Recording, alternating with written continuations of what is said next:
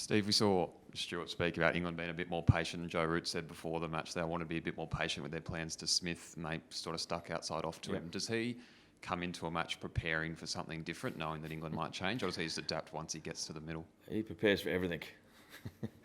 He would have thought of every scenario. That's just the way he is. I mean, he's, as I said before, I've never played or seen anyone quite like him. He's, it's not, let's say, that guarantees success, but he'll go through every scenario in his head, what the potential plans are for England. I thought what they've done to him is pretty much, what we expected, to be more patient outside of stuff. England were very disciplined in the way they bowled. I thought they bowled really well today. But he'll have a plan. But Test match cricket is about trying to counteract those plans. It doesn't matter whether you know what the plan is. You still be good enough to survive it and to overcome it. Do the other guys, do they talk to him about how to adjust to different conditions, or is it more of a case of learning by watching what he does? I think with him, they do talk about it, but it's more a case of watching the way he goes about it and his method.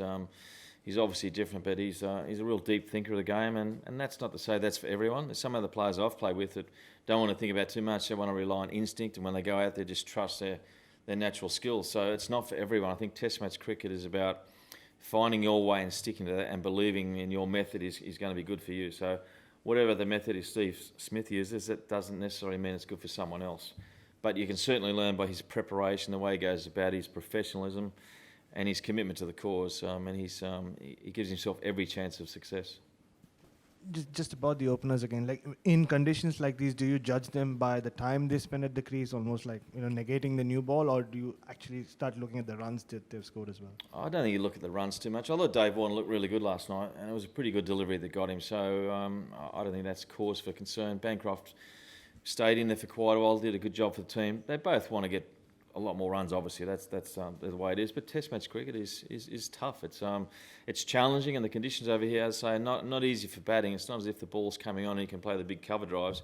You got to work really hard for every run. And both bowling attacks are world class. I think you've got to remember that too. It's you're up against some really quality bowlers who've been around, taken a lot of wickets, a lot of experience, a lot of know-how, and you've got to work hard for your runs.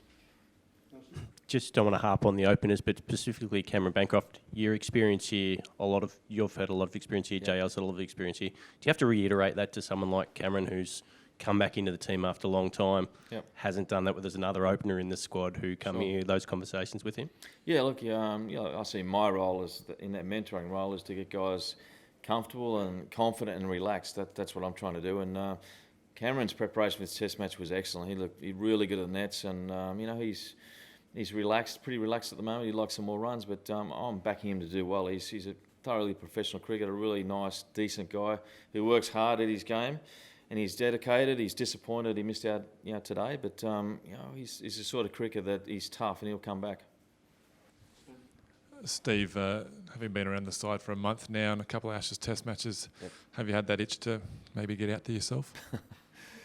Look, I have. I've hit a few balls and I'm very sore the next day, so the body unaccustomed soreness in a lot of different muscles. But look at coming into Lords. I mean, if there's one place you want to have another game of cricket, I wouldn't mind playing at Lords. But there's so many great memories here, and it's such a great theatre to play, and the ground and its tradition.